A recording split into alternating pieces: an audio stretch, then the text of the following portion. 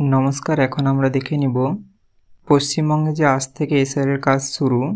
বাড়ি বাড়ি গিয়ে বিএলওরা আপনাদেরকে অ্যানুমারেশন ফর্ম দিবে এবং আপনাদেরকে ওই ফর্মটা ফিল আপ করে আবার বিএলওকে রিটার্ন দিতে হবে। তো এবারে কথা হচ্ছে, খালি অ্যানুমারেশন ফর্ম না আরও কী কী ডকুমেন্ট দিতে হবে। এখন আমরা এটাই দেখে নিব যে আর কী কী ডকুমেন্ট দিতে হবে। এটা একটু কঠিন জিনিস, চেষ্টা করব আপনাদের যতটা সহজভাবে বুঝিয়ে বলতে পারি। এখানে একটা বয়স সীমার ব্যাপার আছে। আপনারা কে কোন বয়স সীমার মধ্যে থেকে আসছেন, তো আপনাদের সেই হিসাবে ডকুমেন্ট সাবমিট করতে হবে বিএলওকে। এখানে মেনলি 2-4টা বয়স সীমার ব্যাপার আছে। আপনারা যে বয়স গ্রুপ থেকে হবেন আপনাদের সেই হিসাবে ডকুমেন্টগুলো সাবমিট করতে হবে বিএলওকে। তো চলুন এবারে দেখা যাক। প্রথমে বলছে, ভারতে 1/7/1987 সালের আগে জন্মগ্রহণকারী জন্ম তারিখ অথবা জন্মস্থানের প্রমাণস্বরূপ নিম্নোক্ত তালিকা থেকে নিজের জন্য যে কোনো একটি নথি জমা দিন। এটাকে সহজভাবে বললে দাঁড়াচ্ছে যে ভারতে আপনি 1/7/1987 সালের আগে যদি জন্মগ্রহণ করে থাকেন তাহলে কেবল আপনাকে একটি মাত্র নথি দিতে হবে, তাতে বোঝা যায় আপনার জন্ম তারিখ অথবা জন্মস্থানের প্রমাণ। এবারে এখানে 11টা নথি আছে, তার মধ্যে যে কোনো একটা দিতে হবে। আমি একটু পরেই বলে দিচ্ছি এবং বুঝিয়েও দিচ্ছি 11টা ডকুমেন্ট কী কী। আশা করি আপনারা 1 নম্বর পয়েন্টটা খুব ভালোভাবেই বুঝতে পেরেছেন। এবারে চলুন দেখা যাক 2 নম্বর পয়েন্টে কী বলছে।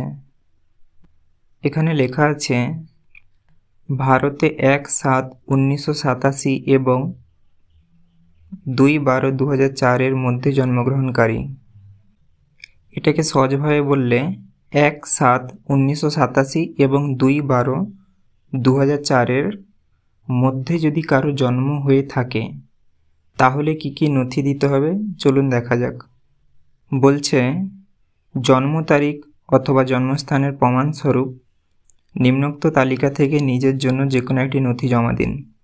এই পয়েন্টটাকে সহজভাবে বললে বলা যায় যে 11টা নথির মধ্যে যে কোনো একটা নথি আপনি জমা দিন যাতে আপনার জন্মস্থান এবং জন্ম তারিখের প্রমাণ পাওয়া যায়। পরে বলছে, জন্ম তারিখ অথবা জন্মস্থানের প্রমাণস্বরূপ নিম্নোক্ত তালিকা থেকে পিতা বা মাতার জন্য যে কোনো একটি নথি জমা দিন। অর্থাৎ এখানে বলছে আপনার বাবা বা আপনার মায়ের জন্য যে কোনো একটা নথি জমা দিন যেটাতে উল্লেখ থাকবে জন্ম তারিখ এবং জন্মস্থানের। এটাকে সহজভাবে বললে বলা যায় আপনার বাবা বা আপনার মায়ের জন্য একটা নথি জমা দিন ওই 11টা নথির মধ্যে থেকে, যেটা আমি একটু পরেই বলে দিচ্ছি, যাতে বোঝা যায় জন্ম তারিখ বা জন্মস্থানের পরিচয়। তারপরে 3 নম্বর পয়েন্টে বলছে, ভারতে 2/12/2004 এর পর জন্মগ্রহণকারী।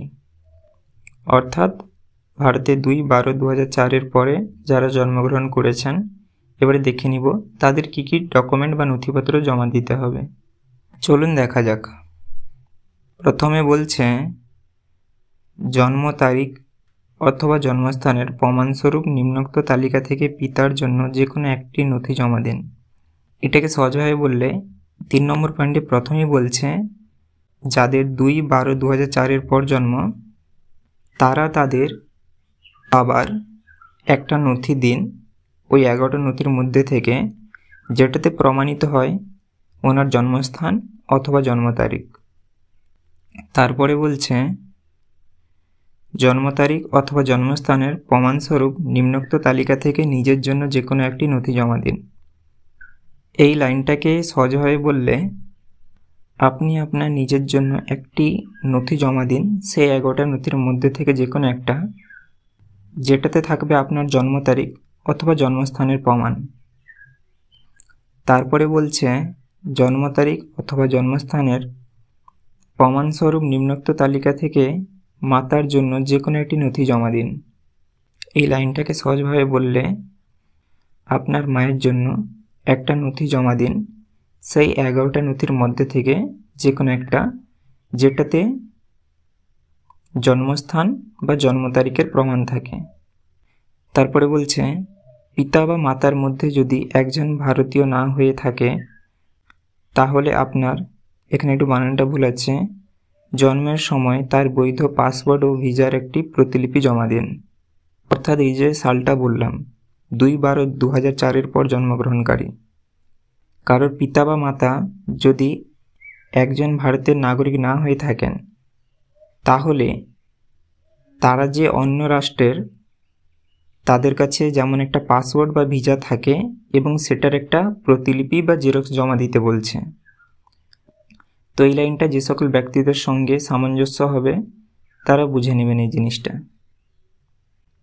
তারপরে বলছে ভারতের বাইরে জন্মগ্রহণকারী বিদেশে অবস্থিত ভারতীয় দূতাবাস কর্তৃক জারি করা জন্ম নিবন্ধীকরণের শংসাপত্র পেশ করুন। এই পয়েন্টটা আমি একটু সহজভাবে বলে দিই। যে সকল ব্যক্তিরা সাধারণত ভারতের মধ্যেই থাকেন, কোথাও কোনো বিদেশে আরও যান না, তাদের জন্য কোনো অসুবিধা নেই। কেবল যে সকল ব্যক্তিরা বিদেশে আরও যান এবং ওখানে গিয়ে যদি ওনাদের সন্তান হয়ে থাকে, তাহলে ভারতীয় দূতাবাস থেকে জন্মের শংসাপত্র সেটা এখানে লাগবে। তারপরে বলছে যারা নিবন্ধীকরণ বা স্বাভাবিকীকরণের মাধ্যমে ভারতীয় নাগরিকত্ব অর্জন করেছেন, নাগরিকত্ব নিবন্ধীকরণের শংসাপত্র পেশ করুন। এটা একটু সহজভাবে বলে দিই। তারা ভারতে জন্মগ্রহণ করেছেন বা 2-3 পুরুষ থেকে এখানেই থাকেন, তাদের কোনো অসুবিধে নেই। কেবল যারা অন্য দেশের নাগরিক ছিলেন, তারা ভারতের নাগরিকত্ব অর্জন করেছেন। যে কোনো একটা দেশের নাগরিকত্ব অর্জন করতে গেলে তার কিছু ক্রাইটেরিয়া থাকে। ওই দেশে কয়েক বছর বসবাস করতে হয়, ওখানের যে কোনো একটা ভাষা জানতে হয়, তারপরে ওই দেশের কাছে নাগরিকত্বের দাবি জানাতে হয়। তারপরে যদি সেই দেশটি মনে করে যে হ্যাঁ এই লোকটিকে নাগরিকত্ব দেওয়া যাবে, তো তখন তারা বিচার বিবেচনা করে তারপরে আপনাদের নাগরিকত্ব প্রদান করে থাকে। তো আপনি যদি এই পয়েন্টটার সাথে সম্পৃক্ত হন, তাহলে আপনারা যে নাগরিকত্ব অর্জন করেছিলেন এই রকমভাবে, তাহলে সেটার যে একটা শংসাপত্র আছে সেটা আপনারা এখানে পেশ করতে পারেন। দেখুন, আপনারা যে ছোট ছোট ভিডিও দেখে থাকেন, এগুলো বানাতে অনেকটা করে সময় যায়। তাই যদি ভিডিওগুলো আপনাদের একটু ভালো লেগে থাকে তাহলে লাইক ও সাবস্ক্রাইব করতে ভুলবেন না। তাহলে কি হয়, নতুন নতুন ভিডিও বানাতে ভালো লাগে। এবারে চলুন দেখা যাক আপনাদেরকে যে 11টি নথি দিতে হবে সেটা খুব সহজভাবে বলে দিই কি কি দিতে হবে। প্রথমেই বলছে যে কোনো পরিচয়পত্র, পেনশন পেমেন্ট অর্ডার যেটি কেন্দ্র সরকার, রাজ্য সরকার, রাষ্ট্রায়ত্ত সংস্থা, কোনো নিয়মিত কর্মী, পেনশন প্রাপককে দেওয়া হয়েছে। মূলত 1 নম্বর পয়েন্টটাকে সহজভাবে বললে, আপনারা যদি কোনো কেন্দ্র সরকার বা রাজ্য সরকার বা ভারতের কোনো কোম্পানির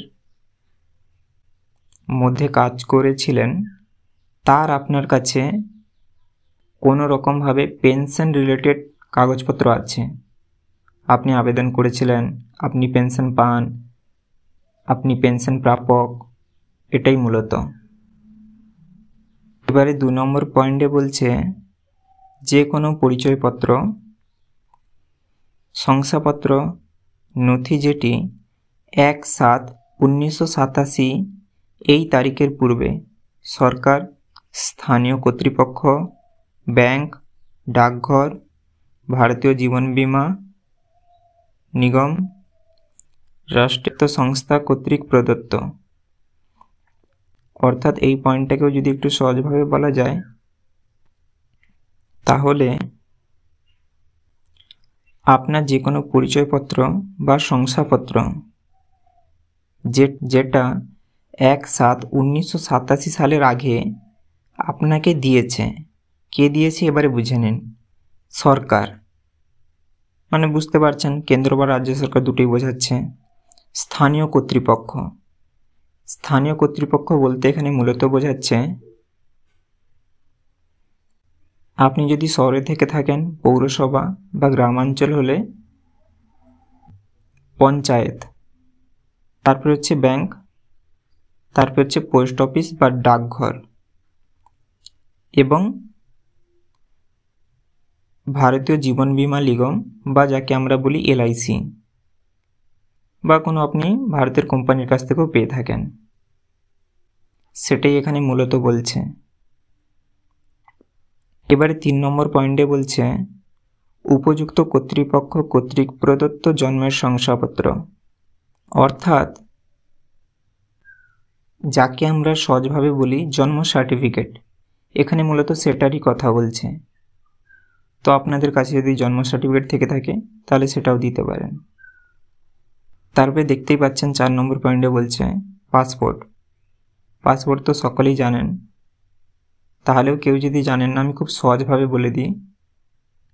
এটা মূলত যারা ভারতের বাইরে ভ্রমণ করেন বা কোনো কর্মসূত্রে যান তাদের কাছে মূলত এটা থেকে থাকে।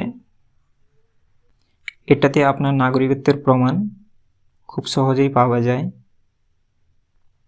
এবার একটু আমি বলে দিই, আপনাদেরকে যে এত কিছু কথা বলছি, আপনাদের কোথাও যদি কোনো কিছু বুঝতে অসুবিধা হয়ে থাকে তো আমাকে কমেন্ট করে জানাতে ভুলবেন না, আমি আপনাদের কমেন্টের উত্তর দিয়ে দিব। 5 নম্বর পয়েন্টে বলছে স্বীকৃত পর্ষদ বিশ্ববিদ্যালয় কর্তৃক প্রদত্ত ম্যাট্রিকুলেশন শিক্ষাগত যোগ্যতার শংসাপত্র। অর্থাৎ এই পয়েন্টটাকে সহজভাবে বললে আপনার কাছে ন্যূনতম যদি বা মিনিমাম যদি 10 পাস সার্টিফিকেট থেকে থাকে তো এটা আপনি এখানে দিতে পারেন, এবং এখানে কলেজ বিশ্ববিদ্যালয়ের সার্টিফিকেটে হবে, কোনো অসুবিধা নেই। এখানে মিনিমাম বলেছে 10 পাস। 6 নম্বর পয়েন্টে বলছে রাজ্যের উপযুক্ত কর্তৃপক্ষ কর্তৃক প্রদত্ত স্থায়ী বাসস্থানের শংসাপত্র। অর্থাৎ এটাকে সহজভাবে বললে আপনি যে রাজ্যের মধ্যে কোনো একটি স্থানে স্থায়ীভাবে বসবাস করেন তার প্রমাণস্বরূপ আপনাকে আপনার এলাকায় পঞ্চায়েত বা পৌরসভা বা বিডিও অফিস থেকে দেওয়া ডোমিসিয়াল সার্টিফিকেট বা আপনার বাসস্থানের পরিচয়পত্র যে আপনি ওখানে স্থায়ীভাবে বসবাস করেন সেটা এখানে বলছে। 7 নম্বর পয়েন্টে বলছে বনভূমি অধিকার শংসাপত্র। অর্থাৎ পয়েন্টটাকে সহজভাবে বললে যে সকল ব্যক্তিরা রকমভাবে বনের অধিকার সম্পর্কিত শংসাপত্র পেয়ে থাকেন সেই সকল ব্যক্তিরা এই ডকুমেন্টটা দেখাতে পারেন। 8 নম্বর পয়েন্টে বলছে উপযুক্ত কর্তৃপক্ষ কর্তৃক অন্যান্য অনগ্রসর সম্প্রদায়, তপশিলি জাতি, তপশিলি উপজাতি বা অন্য অনগ্রসর জাতির শংসাপত্র। অর্থাৎ এই পয়েন্টটাকে সহজভাবে বলা যায় যে সকল ব্যক্তিরা পিছিয়ে পড়া শ্রেণী থেকে আসেন, যেমন এসটি, এসসি, ওবিসি, এই সকল ব্যক্তিরা ওনাদের যে কাস্ট সার্টিফিকেট আছে বা জাতিগত শংসাপত্র আছে ওটা এখানে দেখাতে পারেন। 9 নম্বর পয়েন্টে বলছে নাগরিকদের জাতীয় রেজিস্টার। এবারে বলে দিই এটা কী জিনিস। এটা হচ্ছে এনআরসি। এনআরসি সাধারণত আমাদের বাংলায় হয়নি, এটা আসামের ক্ষেত্রে হয়েছিল, তাই এটা সেখানে প্রযোজ্য হবে। এটা আমাদের বাংলার ক্ষেত্রে প্রযোজ্য হবে না, কেন কি এখানে এনআরসি বা নাগরিকদের জাতীয় রেজিস্টার হয়নি।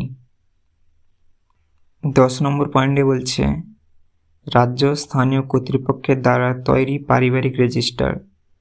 অর্থাৎ আপনারা অনেক সময় দেখবেন আপনাদের বাড়িতে এসে সরকারি কর্মচারীরা আপনার বাড়ির মেম্বার কতজন, কোথায় থাকেন, কি করেন, যাবতীয় সব তথ্য নিয়ে যেতেন। তো এখানে সেটাই মূলত বলছে, যদি কোনো নথিপত্র জোগাড় করতে পারেন তাহলে এখানে ওটা দিতে পারেন। 11 নম্বর পয়েন্টে বলছে কোনো জমি বাড়ি বরাদ্দের সরকারি শংসাপত্র। অর্থাৎ আপনি কোনো সরকারের কাছ থেকে জমির পাট্টা পেয়েছেন অথবা কোনো সরকারি বাড়ির প্রকল্প পেয়েছেন এমন নথিপত্র। এবারে সর্বশেষ বলে দিই, আপনারা ভাবছেন আধার কার্ড কোথায় গেল। আপনাদের বলে দিই, বিহারে যে এসআইআর হয়েছিল ওখানে আদালত অবধি মামলা গড়ায়। আদালত কমিশনকে বলে যে আধার কার্ডকে 11টা নথির মধ্যে অন্তর্ভুক্ত করতে হবে, কিন্তু তাতে নির্বাচন কমিশন জানায় যে ঠিক আছে, আমরা আধার কার্ড অন্তর্ভুক্ত করছি, কিন্তু কেবল একটা গুরুত্বপূর্ণ নথি হিসেবে, কিন্তু এটা আমরা নাগরিকত্বের প্রমাণস্বরূপ এটা বিবেচনা করব না। তাই আপনারা চাইলে আধার কার্ড দিতেও পারেন, নাও দিতে পারেন। না দিলে কোনো ক্ষতি নেই। দিলে হবেটা কি, আপনাদের নাগরিকত্বের প্রমাণটা একটু জোরদার হবে, তো আপনারা দিয়ে দিবেন। আশা করি আপনি ভিডিওটা পুরোটা দেখেছেন, তাই আপনাকে অনেক অনেক ধন্যবাদ। নেতাদের মতন অর্ধেক কাজ করবেন না, সাবস্ক্রাইবের পর বেল আইকনও দাবিয়ে দিবেন।